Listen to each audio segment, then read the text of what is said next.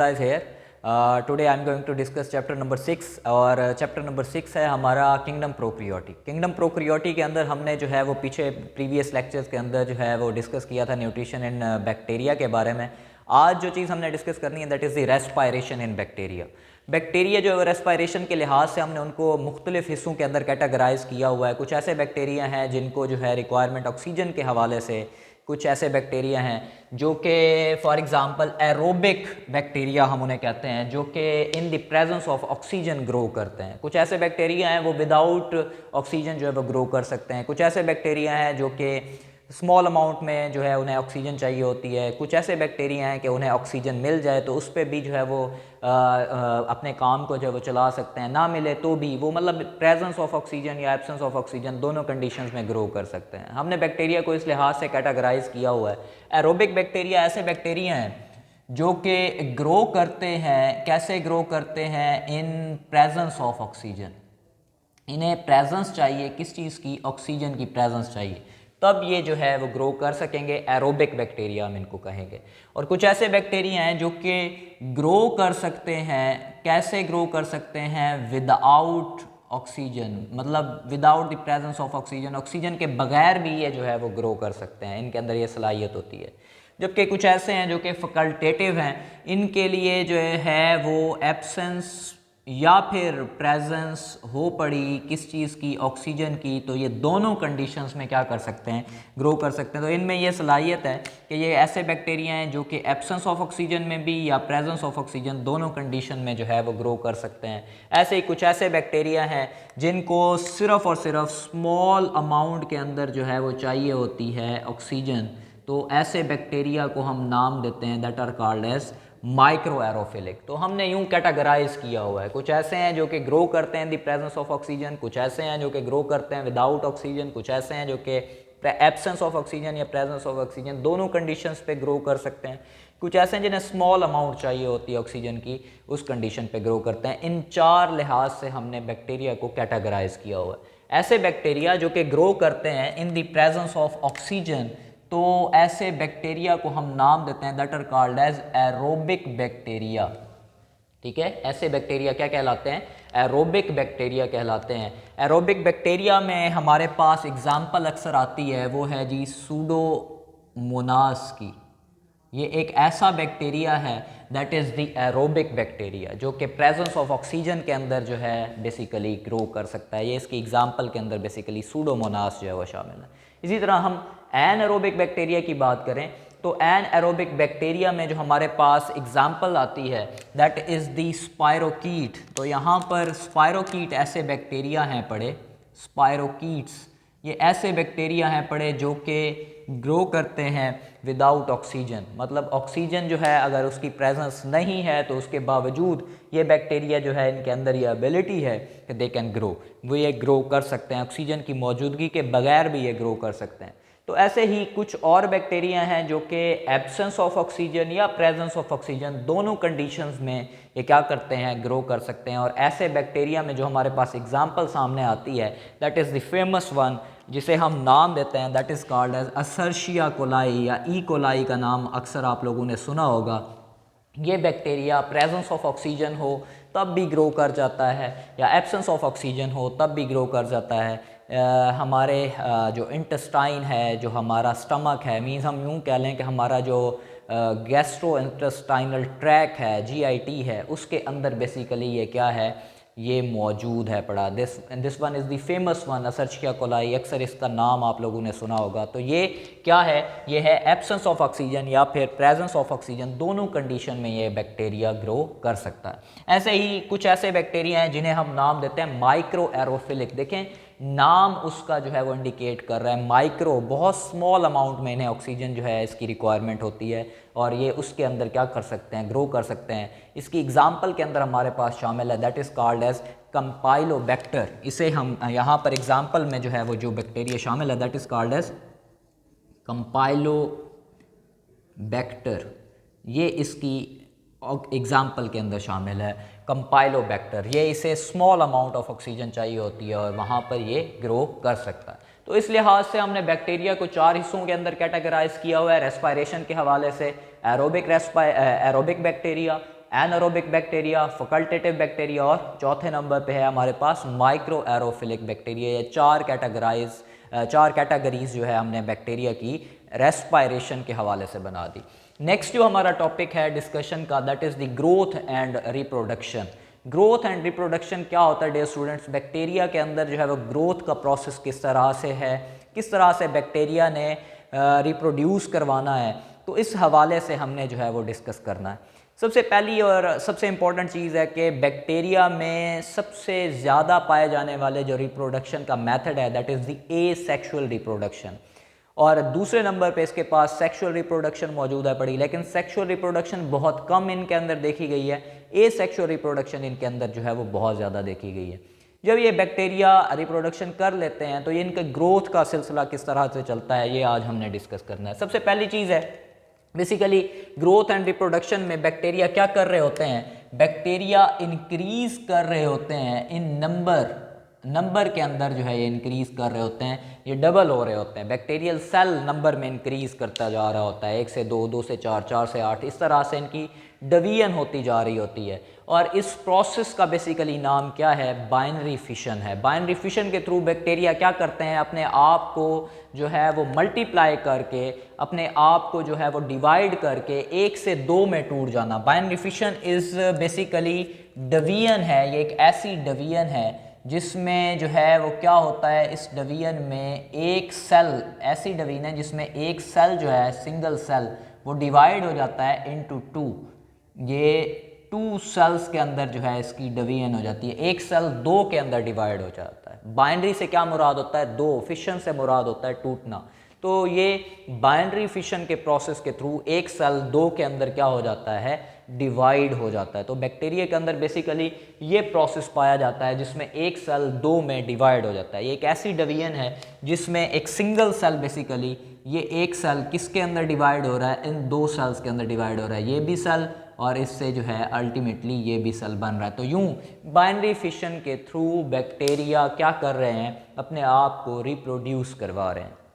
दूसरे नंबर पे ये जो प्रोसेस है बाइनरी फिशन का, इसके दौरान होता क्या है? किस तरह से बाइनरी फिशन बेसिकली बैक्टीरिया के अंदर होती है, वो प्रोसेस किस तरह से?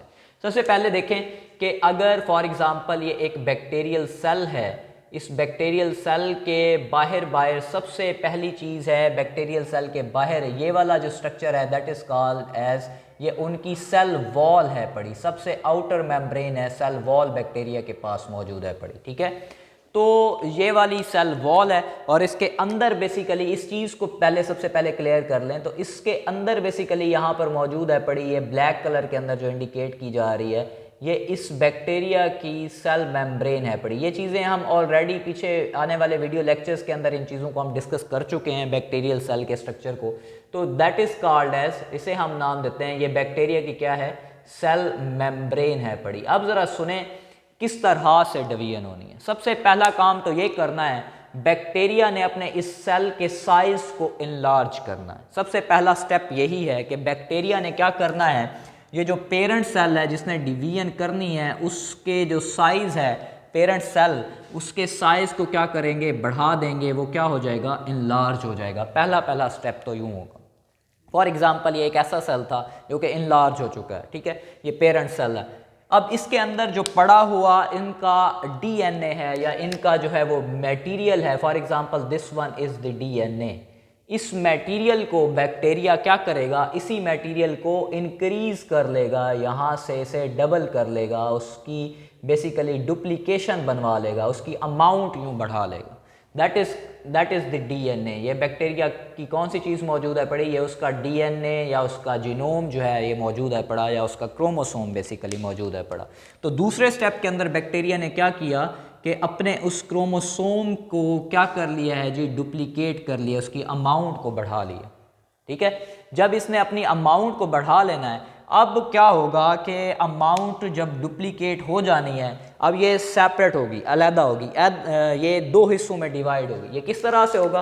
अगर हम अगले स्टेप को इस तरह से ड्रा करें तो बैक्टीरिया नेक्स्ट स्टेप के अंदर वो क्या करेगा? For example this one is the, ये बैक्टीरिया की हो गई outer membrane, that is the cell wall red colour में, this one is the cell wall. इसके बाद ये इसकी inner membrane that is the plasma membrane या सेल मेम्ब्रेन, ये इस तरह से इसके अंदर मौजूद है पड़ी। Let's suppose this. अब ये जो अंदर डीएनए था इसने अपने आप को क्या कर लिया था, डुप्लीकेट कर लिया था। डुप्लीकेट करने के बाद अब इसकी जो प्लाज्मा मेम्ब्रेन है ना वो यहाँ से अंदर की जानिब पिंच होना शुरू हो जाएगी। ये इस तरह से ये यूं होना शुरू हो जाएगी। ये आप लोगों को नज़र आ रहा होगा। ये वाली मेम्ब्रेन जो है इसको मैं थोड़ा सा ज़्यादा हाईलाइट करके बनाता हूँ। ये इस तरह से अंदर की जानिब इनवर्ड पिंच करना शुरू कर दिया है। इसने अंदर की जानिब जो है वो आना शुरू कर दिया है। दोनों साइडों से अंदर की जानिब पिंच हो रही है। इस तरह से बैक्टीरियल सेल जो है वो यूं पिंच कर रहा है। जब ये पिंच करना शुरू करेगी इस तरह से, जो इसके अंदर इसी दौरान ये मेम्ब्रेन इनवर्ड पिंच कर रही है। ये जो ये है दिस वन, ये आप लोगों के पास ये प्रोसेस हो रहा है। ये प्लाज्मा जो मेम्ब्रेन है बैक्टीरिया की, ये प्लाज्मा मेम्ब्रेन क्या कर रही है, दैट पिंचेस इनवर्ड, अंदर की जानिब क्या कर रही है, पिंच कर रही है। देखें आप लोग देख सकते हैं कि यहाँ पर ये जो प्लाज्मा मेम्ब्रेन है indicating with this black colour, ये ब्लैक कलर के अंदर जो इंडिकेट की जा रही है, ये अंदर की जानिब क्या करती जा रही है, पिंच करती जा रही है। तो ये जो इसका थर्ड स्टेप है ये यहाँ पर दिखाया गया। अब इसी दौरान क्या होगा, जो अंदर डीएनए पड़ा हुआ था वो डीएनए का हाफ पार्ट जो है वो सेल के इस तरफ चला जाएगा और हाफ पार्ट जो है वो सेल के इस तरफ चला जाएगा। यूं इस तरह से ये डीएनए जो था वो डबल होने के बाद, डुप्लीकेट होने के बाद, हाफ एक सेल वाले एक हिस्से में और हाफ दूसरे हिस्से में। जो दूसरा इसका नेक्स्ट स्टेप है वो ये, दैट इज़ न्यूक्लियर मटेरियल जो है वो क्या कर गया है, देन डिवाइड कर गया है। देखें आप देख सकते हैं न्यूक्लियर मटेरियल क्या हो गया है, डिवाइड हो गया। न्यूक्लियर मटेरियल जो है वो इस तरह से दो हिस्सों के अंदर अलहदा हो गया।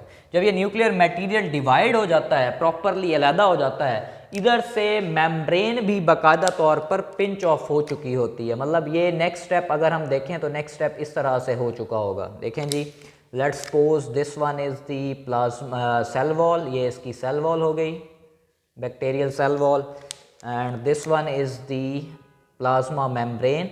अब याद रखें ये प्लाज्मा मेम्ब्रेन हमने शुरू में ही देखा था, ये इनवर्ड पिंच कर रही थी। ये ऐसे अंदर की जानिब क्या कर गई है, यूं पिंच कर गई इस तरह से।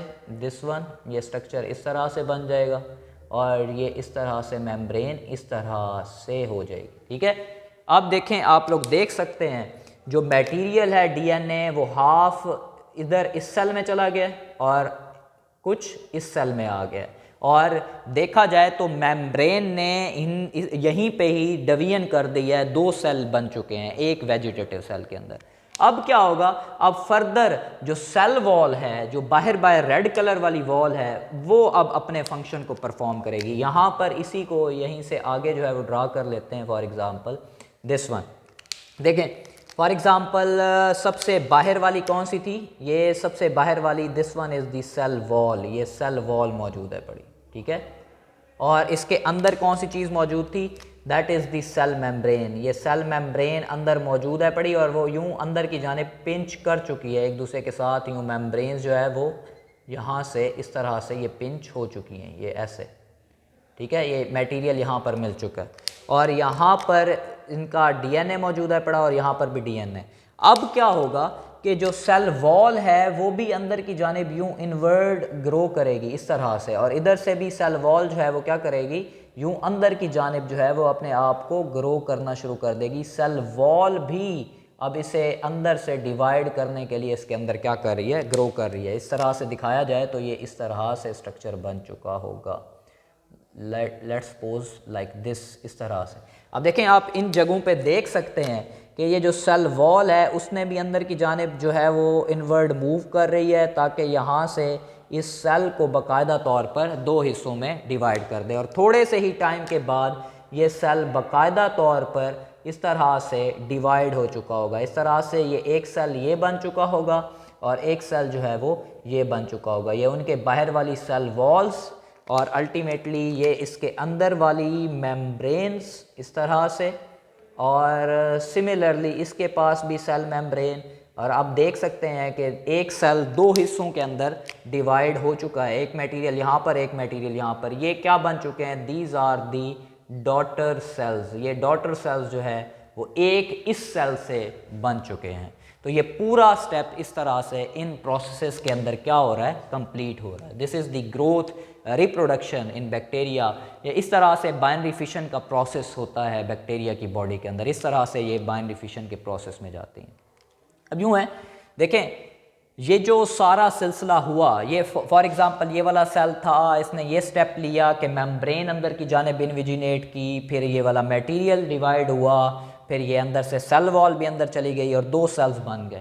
अब ये 2 सेल्स रेडी हैं नेक्स्ट डिवीजन के लिए, लेकिन उससे पहले जब ये 2 डॉटर सेल बन जाएंगे, जब ये सिलसिला हो जाएगा, 2 डॉटर सेल बन जाएंगे, तो इन 2 डॉटर सेल ने, इन दोनों ने, इन्होंने अटेन कर लेना है, किस चीज़ को अटेन कर लेना है, अपना जितने भी सेलुलर स्ट्रक्चर्स हैं उन्हें बना लेना। मतलब यही सेल्स जो है ये क्या हो जाएंगे, ये डेवलप हो जाएंगे। इन्होंने अपने आप को क्या कर लेना है, डेवलप कर लेना है, और इन्होंने अपने आप को अटेन कर लेना है प्रॉपरली, इन्होंने डेवलपमेंट को अटेन कर लेना है, प्रॉपर ग्रो कर जाएंगे, सब कुछ इनमें प्रॉपर हो जाएगा।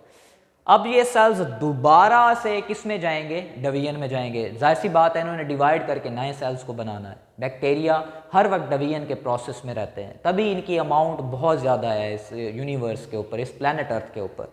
तो जब ये दोबारा डिवीजन में जाएंगे ना, देखें यहाँ से डिवीजन से ये निकले थे, करते कराते कराते कराते कराते कराते यहाँ पर 2 सेल्स बने। अब ये नेक्स्ट डिवीजन में जाना चाहते हैं।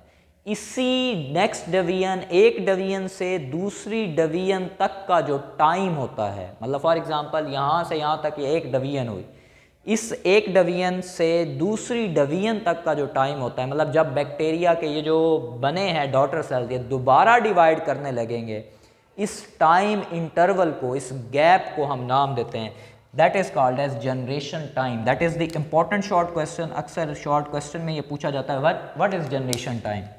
ये बेसिकली क्या है, इंटरवल ऑफ टाइम है, टाइम का वो हिस्सा है जिसमें until the completion of next division, जब तक के नेक्स्ट डिवीजन जो है वो कंप्लीट नहीं होती। फॉर एग्जांपल यहाँ से यहाँ तक बैक्टीरिया क्या हुआ, डिवाइड हुआ, अब दोबारा से वो डिवाइड करने लगा है। इसके दरमियान में जितना भी टाइम था, फॉर एग्जांपल उसने 2 मिनट लगाए, उसने 5 मिनट लगाए हैं, या 1 घंटा लगाया है यहाँ से यहाँ तक जाने में, तो वो जो पूरा टाइम का गैप है, that is called as the generation time. हम उसे किस चीज़ का नाम देते हैं, जनरेशन टाइम का नाम देते हैं। जिसमें यूँ कह लें कि बिल्कुल आसान सा है जनरेशन टाइम, कि जहाँ पे वो अपनी नई जनरेशन बनाने लगा है, अपनी नई नस्ल बनाने लगा है, उस टाइम के अंदर जो गैप है पड़ा, मतलब वो डिवाइड हुआ, नई नस्ल बनाई, अब वो दोबारा से अगली डिवीजन में जाना चाह रहा है नई नस्ल बनाने के लिए, वो जो पूरा टाइम का गैप है, that is called age generation time. उसे हम किस चीज़ का नाम देते हैं, जनरेशन टाइम का नाम देते हैं। तो अगर हम बात करें बैक्टीरिया की, तो बैक्टीरिया हमारी बॉडी के अंदर आते हैं, मुख्तलिफ डिजीज़ काज करते हैं। हमारी बॉडी के अंदर आने के बाद बैक्टीरिया ने अपनी एक ग्रोथ के सिलसिले को बेसिकली चलाना होता है। तो हमने उसकी ग्रोथ को डिवाइड कर दिया है किसके अंदर, मुख्तलिफ फेजेस के अंदर, जैसे for example lag phase, log phase, stationary phase and death phase. Bacteria की ये बेसिकली ग्रोथ के फेजेस हैं। जब ये किसी लिविंग ऑर्गेनिजम्स की बॉडी के अंदर जाते हैं, तो ये वहाँ पर जाने पे मुख्तलिफ ग्रोथ के फेजेस को ऑक्यूपाई करते हैं। तो बैक्टीरिया ने जो ग्रोथ के वेरियस फेजेस हमारी बॉडी में या लिविंग ऑर्गेनिज्म की बॉडी के अंदर जो है वो ऑक्यूपाई करने हैं, हमने उनको कैटेगराइज कर दिया। अब फॉर एग्जांपल सबसे पहला फेज है that is the lag phase. Lag phase के अंदर बैक्टीरिया लैग कर रहा होता है, इसमें नो डिवीजन, इसमें किसी किस्म की जो है वो डिवीजन बैक्टीरिया की बॉडी में नहीं हो रही होती, बल्कि बैक्टीरिया अपने आप को प्रिपेयर कर रहा होता है। किसके लिए प्रिपेयर कर रहा होता है? फॉर डिवीजन, डिवीजन के लिए जो है वो प्रिपेयर कर रहा होता है। तो ऐसे फेज़ को हम नाम देते हैं लैग फेज़। ये ऐसे कह लें बैक्टीरिया मेरी बॉडी में आया, मेरी बॉडी में आने के बाद वो अपनी मेरी बॉडी के अंदर अपने आप को ऑक्यूपाई करेगा, अपनी जगह ऑक्यूपाई करेगा। जब वो आया मेरी बॉडी में, उसने मेरे इन्वायरमेंट को जज किया। उस दौरान उसमें किसी किस्म की डिवीजन नहीं हो रही, बल्कि वो अपने इन्वायरमेंट को क्रिएट कर रहा है ताकि वो डिवीजन के प्रोसेस में जा सके। तो ऐसा जो फेज़ है that is called as lag phase. वो फेज़ जिसमें बैक्टीरिया की ग्रोथ नहीं हो रही होती, नो डिवीजन, या हम यूं कहते हैं नो ग्रोथ, इसके अंदर किसी किस्म की बैक्टीरिया की ग्रोथ जो है वो नहीं हो रही, ऐसे फेज़ को हम नाम देते हैं that is called as lag phase, इसे हम लैग फेज़ का नाम देते हैं। बैक्टीरिया जैसे ही हमारी बॉडी में अपने आप को मेंटेन कर लेता है, अपनी कॉलोनीज़ को डेवलप कर लेता है, अब मैं जज कर लेता है, हमारी बॉडी के एनवायरनमेंट को जज कर लेता है, उसके बाद उसने डिवीजन शुरू कर देनी है, जल्दी से जल्दी अपनी नस्ल प्रोड्यूस करना शुरू कर देनी है, रिप्रोड्यूस करना शुरू कर देना है, ऐसे बाइनरी फिशन शुरू कर देनी है। तो ऐसा फेज़ क्या कहलाता है? बेसिकली लॉग फेज़ कहलाता है। लॉग फेज़ ऐसा फेज़ होता है जिसमें बैक्टीरिया की क्या हो रही होती है? रैपिड डिवीजन हो रही होती है, ठीक है। रैपिड डिवीजन हो, बड़ी तेज़ी के साथ बैक्टीरिया डिवाइड कर रहा हो, 1 से 2, 2 से 4, 4 से 8, मल्टीप्लाइकेशन से यूँ बढ़ता जा रहा है, बाइनरी फिशन कर रहा है, तो ऐसी डिवीजन को, ऐसे फेज़ को इनकी ग्रोथ के, that is called as log phase, ये लॉग फेज़ कहलाता है। फॉर एग्जांपल लॉग फेज़ चला, बैक्टीरिया ने रैपिड डिवीजन की और हमने क्या किया, कोई मेडिसिन ले ली, ठीक है। हमने क्या किया, कुछ ऐसी तरीका, कोई मेडिसिन को यूटिलाइज़ करना शुरू कर दिया, हमारी बॉडी के ऊपर कोई बैक्टीरिया का इफ़ेक्ट हो रहा था। फॉर एग्ज़ाम्पल जर्नल, जैसे बैक्टीरिया का इफ़ेक्ट होता है हमारे गले के ऊपर और हम मुख्तलिफ़ मेडिसिन को यूटिलाइज़ करते हैं, जैसे फॉर एग्ज़ाम्पल अमोक्सिन हमने यूज़ कर ली है, ठीक है, लिफ्लॉक्स हमने यूज़ कर ली है, मुख्तलिफ़ एंटीबायोटिक्स हैं जो बैक्टीरिया को जाकर इन्होंने किल करना है या ख़त्म कर देना है, ठीक है, या बैक्टीरिया की ग्रोथ को रोक देना। बैक्टीरिया आया हमारी बॉडी में, डिवीजन नहीं कर रहा था शुरू में, लॉग फेज़ था, उसका लैग फेज़ था, सॉरी।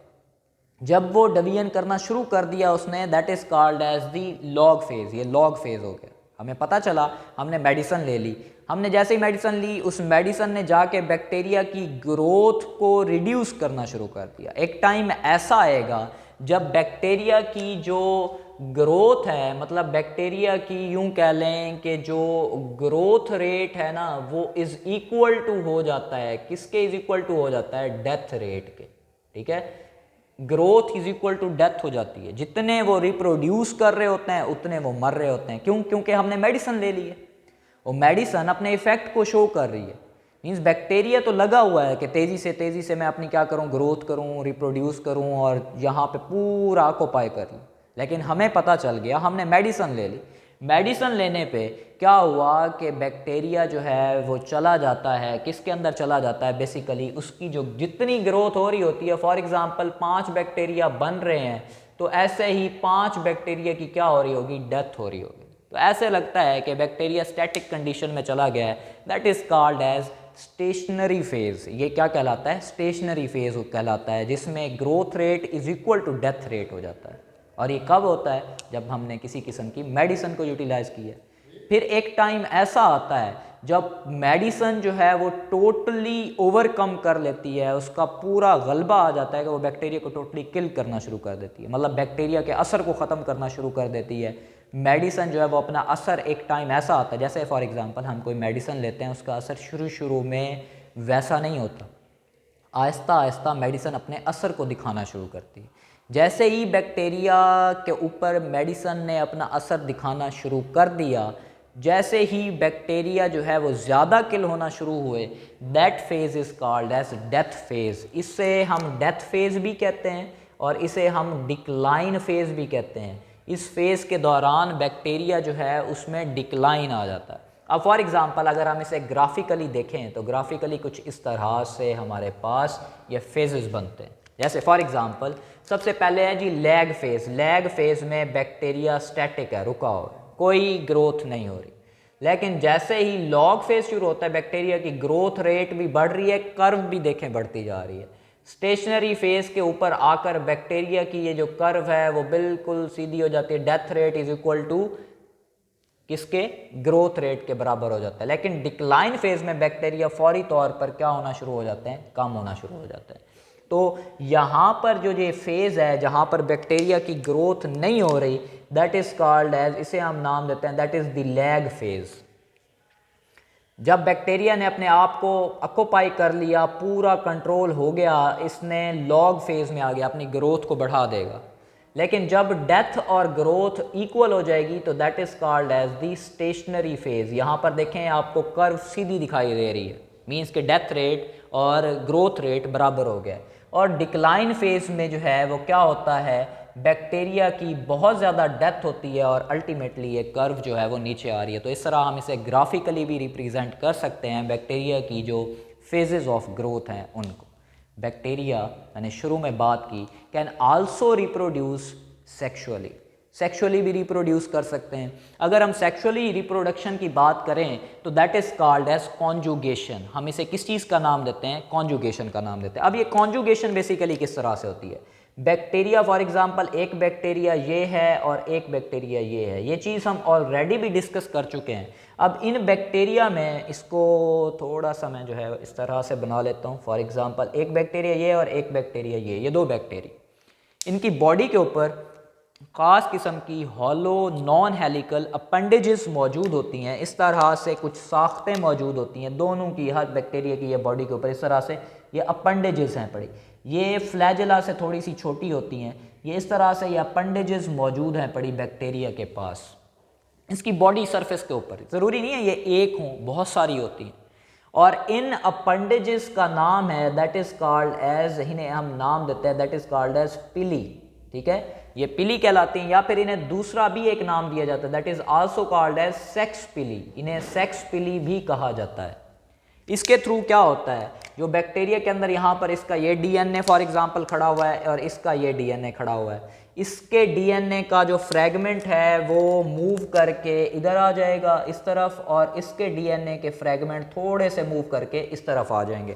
अब देखें ये जो रेड कलर में डीएनए वो इस बैक्टीरिया का वो इधर शामिल हो जाएगा, और इस ऐसे ही ब्लू कलर में जो डीएनए है वो इसका है वो इधर शामिल हो जाएगा। यूं इन्होंने क्या किया, कॉन्जुगेशन में जो सबसे इंपॉर्टेंट चीज़ है, इन्होंने एक्सचेंज किया है।